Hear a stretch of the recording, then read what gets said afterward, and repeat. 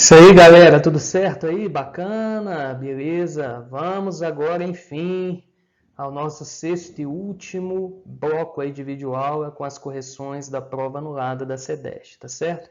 Então, para você que está aí se preparando, a prova está chegando. Desejo aí todo sucesso nesse, nesse desfecho aí do seu processo de preparação para essa prova e que ocorra tudo bem lá no dia, beleza? E que essas correções, é claro, também possam aí contribuir com o teu sucesso.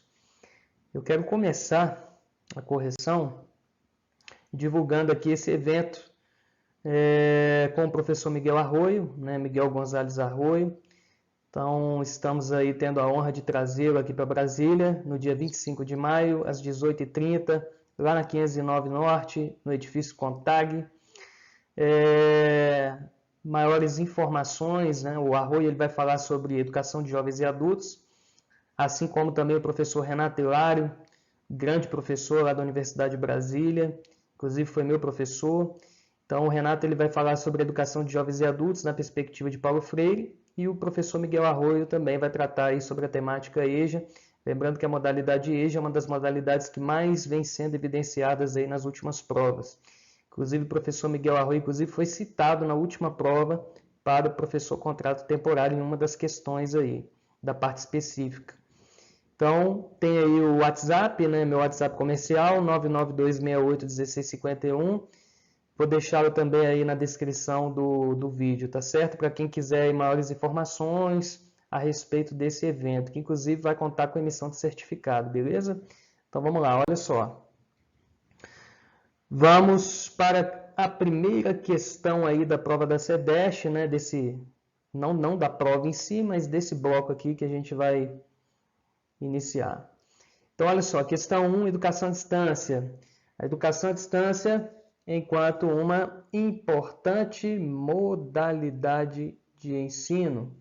É o processo de ensino-aprendizagem mediado por tecnologias, as famosas tecnologias de informação e comunicação, não é isso? Vulgo TIC, no qual professores e alunos estão separados espacial ou temporalmente. A respeito dessa conceituação sobre educação à distância, julgue os itens e indique a alternativa correta, item 1. A EAD é considerada um modelo pedagógico? Posso considerá-la enquanto modelo pedagógico? Não, na verdade ela é uma modalidade e não modelo. Então aqui, falso. Segundo, a EAD é um sistema de comunicação bidirecional? Aí, ok, porque quando a gente fala de bidirecional, nós temos aí uma integração comunicativa entre professor e aluno. Então, a educação à distância, através da mediação dos seus recursos tecnológicos, propicia essa comunicação bidirecional. Então, o item aí, verdadeiro. Terceiro, é um sistema tecnológico unidirecional de comunicação com as massas, então isso aqui se contrapõe com a afirmativa anterior, né? Então não é uni, mas sim bidirecional. Então aqui, falso. Quarto, a EAD pode ou não ter momentos presenciais? Sim, ela pode ter momentos presenciais previstos no planejamento do curso, enfim, ou não ter aí necessariamente momentos presenciais. Então aqui está verdadeiro. Agora, se estivesse falando, por exemplo, de cursos de pós-graduação, lato sensu, stricto sensu, onde você tem aí o uso da modalidade de educação à distância.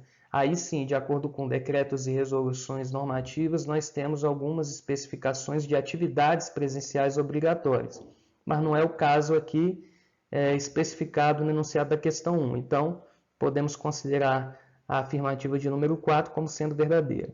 E a quinta é uma modalidade de ensino, aí sim, ó, é uma modalidade que inclui processos como aprendizagem baseada na internet. Beleza, não se resumindo a processos de ensino-aprendizagem baseado na internet, mas inclui tais processos, então podemos considerar como sendo verdadeiro.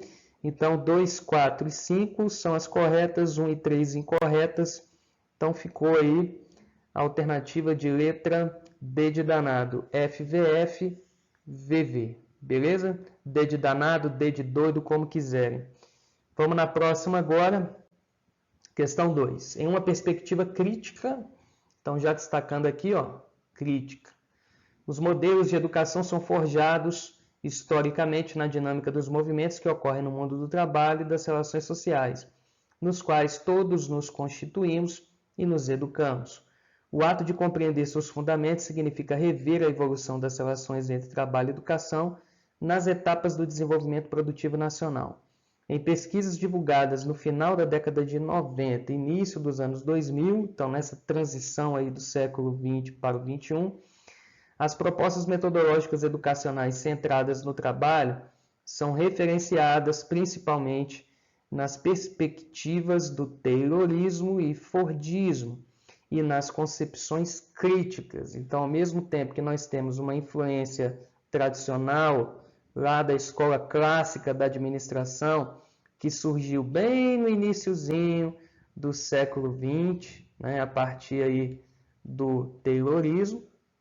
Então aí vem o primeiro modelo de produção em larga escala mundialmente conhecido, tomando por base as ideias de Frederick Taylor e da teoria da administração científica, ou seja, do Taylorismo, constituindo o Fordismo, né? Então, além dessas perspectivas tradicionais, nós tínhamos também as concepções críticas, que começam a surgir também nos processos aí produtivos da administração de modo geral. Marque a afirmativa que mais se aproxima de uma visão crítica da relação educação e trabalho. Então, uma afirmativa que mais se aproxima. É o tipo de questão da EBRAE que pode ter duas ou mais opções corretas, mas aí você precisa destacar a que mais se aproxima conforme o comando da questão. Então, letra A. No ensino fundamental, a relação com atividades laborais será introdutória, para que no ensino médio a relação entre educação e trabalho, bem como entre conhecimento e atividade prática, seja tratada de maneira explícita e direta. Se a fragmentação resulta na autonomia do conhecimento científico em relação ao processo de trabalho que lhe dá origem, a função primordial do ensino médio será recuperar a relação entre o conhecimento e a prática do trabalho. Posso dizer que numa concepção crítica, essa seria uma função primordial do ensino médio? Recuperar essa relação entre conhecimento e prática do trabalho? Não. Incorreto. Letra B. O ensino fundamental e o ensino médio, centrados no trabalho, implementarão práticas em oficinas nas quais os alunos manipulam os processos práticos da produção, de modo a desenvolver na escola, desde os anos iniciais, a especialização que se consolidará nos processos de trabalho formal. Essa também envolve a perspectiva crítica da relação entre educação e trabalho? Também não. Enfatizando aí a questão da consolidação da especialização de processo de trabalho formal, não. Letra C. Ainda mais desde os anos iniciais. Desconstituindo e desconstruindo os objetivos primordiais previstos, inclusive, em documentos como as diretrizes curriculares nacionais para o ensino fundamental. Letra C. A estratégia metodológica central para uma nova pedagogia do trabalho aponta para a superação de um paradigma de formação exclusivamente técnico, taylorista-fordista, mediante a construção de um paradigma de educação tecnológica em programas avançados, em nível pós-médio e superior, comparáveis com as demandas atuais do mercado por pessoas altamente qualificadas. Também não, né, moçada? Isso daí está muito técnico, muito voltado para paradigmas tecnicistas. Então, essa daí também incorreta. Letra D. Na perspectiva da especialização politécnica. Especialização politécnica, onde o trabalhador ele vai aí diversificar as suas funções, obtendo maior e melhor qualificação profissional para o trabalho, é claro, né? E também numa perspectiva onde ele tenha uma maior e melhor compreensão de todo o processo produtivo. Então, na perspectiva da especialização politécnica, entendida como domínio dos fundamentos científicos das técnicas básicas da produção moderna, a educação de nível médio tratará de concentrar-se nas modalidades fundamentais das quais derivam os diferentes processos e técnicas de produção, com vistas à efetiva formação do sujeito do trabalho em recíproca e contínua humanização, em que, segundo Marx, Engels e Gramsci, enfatizam a importância da formação omnilateral. Beleza? Então, cuidado com essa possível palavra ou termo lá na tua prova. A formação omnilateral. Então, ou seja, não somente numa perspectiva de politecnia, mas também a perspectiva da humanização da relação entre educação, trabalho, trabalhador, enfim. Então, o indivíduo que tem não apenas consciência da dinâmica, da amplitude do processo de produção, assim como do processo de trabalho, mas também numa perspectiva de desalienação desse trabalho, numa ótica de emancipação, de libertação da classe trabalhadora perante as opressões históricas que já foram aí evidenciadas nessa trajetória da relação entre educação, trabalho e sistema capitalista. Então, a formação omnilateral com base nas teorias marxistas, principalmente de Karl Marx, Friedrich Engels e Antônio Gramsci. Então, essa daqui está certinho. Letra D de doido. Vamos na letra E. Na concepção do ensino médio profissionalizante, a profissionalização é entendida como um treinamento intenso em que a aquisição de uma determinada habilidade se sobrepõe ao conhecimento, aos fundamentos dessa habilidade e da sua articulação no conjunto dos processos de produção. Há essa sobreposição, não até porque a ideia é desenvolver competências e as habilidades são a representação de alguns dos componentes que fazem parte do desenvolvimento das competências, né? Então, além das habilidades, nós temos os conhecimentos, as atitudes. Então, não há uma sobreposição aí, muito pelo contrário. E aí, uma observação em cima também dessa afirmativa. Dentro dessa perspectiva aí de ensino médio profissionalizante, caso em que a profissionalização é entendida como um adestramento em uma determinada habilidade, sem o conhecimento dos fundamentos dessa habilidade, menos ainda da articulação dessa habilidade com o conjunto do processo produtivo, podendo gerar justamente essa lógica aí do adestramento e da consequente alienação do trabalhador perante o processo de trabalho. Então, letra D de doido aí. E aí tem uma referência para a leitura. É uma questãozinha complexa, como vocês podem evidenciar, assim como também é complexo a gente poder fazer aí uma análise mais objetiva possível, né, desse tipo de questão. Agora, caso vocês queiram aprimorar um pouquinho mais aí, compreender um pouquinho mais essas visões, nós temos uma referência aqui para a leitura que, inclusive, eu recomendo muito, tá?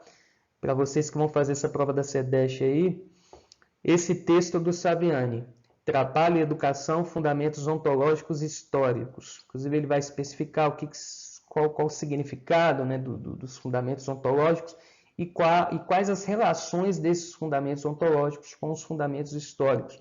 E em que medida a compreensão desses fundamentos evidencia com maior clareza aí a relação atual entre educação e trabalho. Então, tem o link aí, que inclusive também eu vou deixar na descrição aqui do vídeo, tá beleza? Então, vamos lá. Questão 3. No cenário da atual escalada do ideário neoliberal. Então, tá falando aqui, ó, do ideário neoliberal. Quando a gente fala de ideário neoliberal, nós temos aí algumas configurações que caracterizam esse ideário, como, por exemplo, a perspectiva do Estado mínimo, né? Então, políticas de terceirização, privatização, dentre outras, tá certo? Então, a perspectiva do Estado mínimo. E aí as organizações do setor público, especialmente da educação, saúde e serviço, estão sob acirrado debate sobre a pertinência e manutenção de suas finalidades.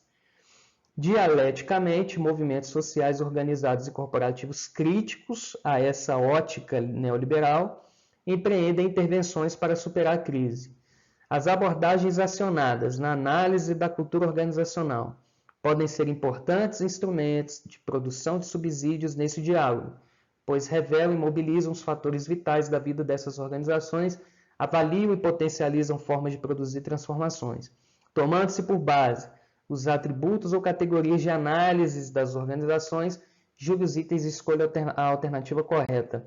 Então, aí nós temos algumas afirmativas naquela mesma estrutura de várias questões que nós já evidenciamos aqui da prova do IBRAE, questões que primeiro trazem na sua estrutura afirmativas para julgamento e no final a gente tem que marcar a opção de julgamento correspondente. Então vamos lá, vamos julgando cada uma dessas aí. A primeira, no caso das instituições educativas, permite tratar as escolas e os agrupamentos de escolas como espaços de autonomia pedagógica, curricular e profissional. Perfeito. Compreendendo o papel desses estabelecimentos como organizações que atuam dinamicamente a produção e a reprodução. Então, ou seja, atuam dinamicamente e dialeticamente, né? Não só a perspectiva produtiva, como também reprodutiva, verdadeiro. Isso faz parte da perspectiva de contradição da sociedade capitalista. Tem dois. Os valores são a referência para os comportamentos e condutas individuais e grupais. Beleza. As crenças mobilizam os atores e as ideologias dão sentido às relações cotidianas. Então, ele está trazendo aqui breves definições de valores, enquanto referência para os comportamentos e condutas, crenças, enquanto mobilizadoras de atores, e as ideologias, que por sua vez dão sentido às relações cotidianas. Então, essa segunda afirmativa também está correta. Terceira, o clima da organização pode ser definido como os efeitos das relações entre os indivíduos e o ethos da instituição. Ó, destacando aqui ethos.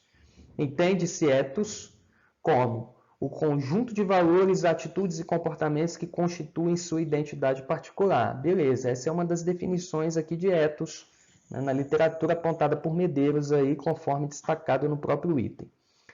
Verdadeiro também. E tem 4, os pressupostos da cultura instituída, destacando aqui, ó, cultura instituída, estão implícitos, podem ser identificados e analisados por meio de suas manifestações concretas nas interações no cotidiano.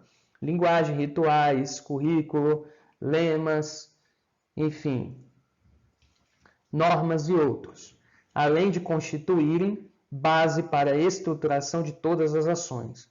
Operam como pano de fundo que permite compreender as manifestações. Beleza, então tem essa perspectiva mesmo de operarem como pano de fundo e através da cultura instituída você consegue, né? Você tem uma perspectiva aí de conseguir compreender um pouquinho mais como é que se dá essas relações aí no que se refere à matéria da linguagem, os rituais, o currículo, etc. Verdadeiro também. E o item 5, os processos de mudança e de inovação educacional são sedimentados, né, se consolidam na compreensão das instituições escolares mediante análise aprofundada de toda a sua complexidade técnica, científica e humana. Verdadeiro também. Então, questãozinha também enjoada, né? Bem chatinha essa questão, uma questão que não é muito simples, que requer uma análise e um conhecimento mais aprofundado aí a respeito de cultura organizacional, que também não é um tema muito, digamos assim, evidenciado nos currículos dos cursos de pedagogia. Então, muitos pedagogos têm muita dificuldade nessa parte da pedagogia organizacional e a cultura organizacional é uma das temáticas aí mais evidenciadas em cima dessas temáticas, né, da pedagogia organizacional. Então, podemos destacar a letra E. E não, letra D. Todos os itens estão corretos, tá certo? Questão 4 agora é o seguinte: na década de 1970, os debates históricos sobre a relação educação e trabalho ocorreram entre o funcionalismo, o marxismo e o estruturalismo. O que é comum é o seguinte: primeiro que são escolas clássicas da sociologia, tá certo? Comum. Todas essas 3 correntes surgiram na segunda metade do século XIX, tá certo? Então, todas as três surgiram na segunda metade do século XIX. O funcionalismo, que tem como grande expoente a figura de Emile Durkheim, o marxismo, Marx e Engels, e o estruturalismo com Max Weber, tá certo? Então, essas escolas clássicas da sociologia, até hoje elas são influentes nas discussões, nos debates teóricos a respeito da sociologia na educação, enfim. E isso não foi diferente também na década de 70, mesmo no Brasil sendo marcada por um regime militar. Então, o que marcaram as ciências sociais iniciaram nas análises dessa relação, propondo-se a criticar, então esses debates se propuseram a criticar as concepções liberais. Ele não está dizendo que a escola funcionalista ou que a escola estruturalista criticaram as concepções liberais. Então, por exemplo, quando a gente fala de funcionalismo de Durkheim, não é uma crítica às concepções liberais, muito pelo contrário. A escola funcionalista ela corrobora, ela fundamenta certas concepções de caráter liberal. Então, os debates teóricos da década de 70 se propuseram a criticar as concepções liberais, que entendem a escola como uma instituição voltada para a promoção, mobilidade social. E aí vem a seguinte questão: as principais teorias que marcaram o debate da educação brasileira na década de 70, no sentido crítico à ótica liberal e crítico à pedagogia tecnicista, porque quando a gente fala de década de 70, nós estamos fazendo referência a uma prática pedagógica calcada no tecnicismo. Então, ou seja, crítica aos ideais liberais tecnicistas nos anos 70. Foram quem, pessoal? Isso nos remete às chamadas teorias da reprodução social, também intituladas de teorias reprodutivistas ou crítico-reprodutivistas, que surgiram exatamente nos anos 70 e que começam a influenciar essas discussões, esses debates teóricos críticos a essa ótica liberal na pedagogia. E aqui nós temos como grandes expoentes das teorias da reprodução social as figuras de Althusser, que concebia o currículo enquanto um instrumento, digamos assim, voltado para o aparelhamento ideológico do Estado. Então, a escola, através do seu currículo, funciona como um aparelho ideológico do Estado.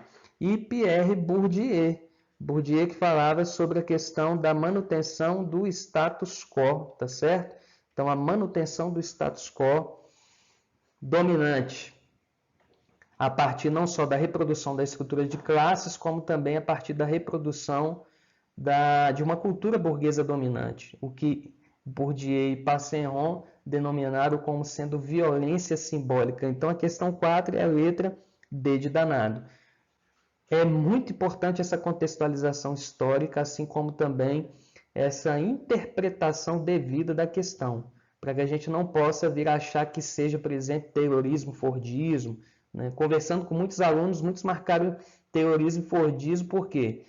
Porque era o mais conhecido, digamos assim, das opções apresentadas.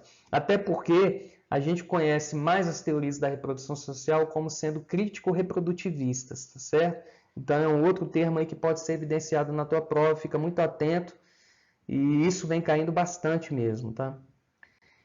E a última questão, a questão 5, com base na LDB, escolha a alternativa correta, a letra A.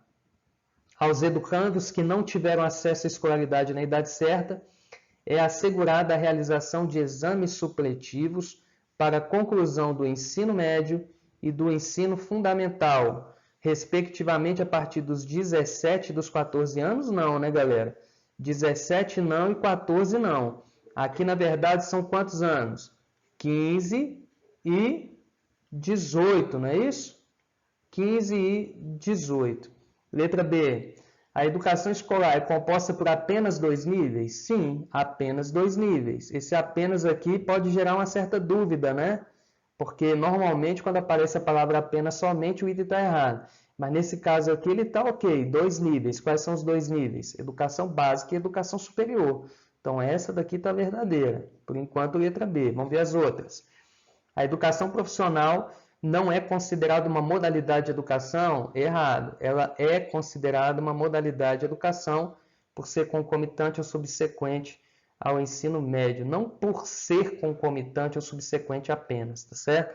Até porque, na verdade, as duas formas se caracterizam pela articulada, que se subdivide em integrada e concomitante, e a subsequente. Então, essa aí está fora.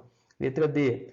Por sua função reparadora, equalizadora e permanente, a EJA não é considerada uma modalidade de educação? De novo, ó, não considerando a EJA como uma modalidade, errado. Então, ela é considerada uma modalidade, assim como a educação profissional também é considerada uma modalidade. E, por último, a formação de professores é uma modalidade? Aqui não, ela não é uma modalidade de educação que perpassa os níveis básico e superior.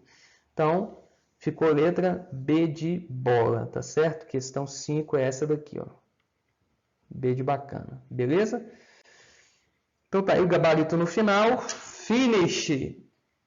Finalizamos as correções aí das questões da prova da CEDESH. Então, mais uma vez, eu quero te desejar sucesso na prova. Você que vai fazer o cargo de pedagogo, arrepia lá, arrebenta a boca do balão para que você possa alcançar o teu objetivo, né? Que é justamente uma vaga no serviço público. E semana que vem eu vou organizar aí algumas questões sobre Miguel Arroio, tá certo? E a educação libertária, para que a gente possa brincar aqui no canal. Legal? Juntos. Grande abraço. Você que está me assistindo, lembre-se sempre, uma vaga é sua. Não deixa de ativar o sininho. Se você não é inscrito, se inscreva no canal.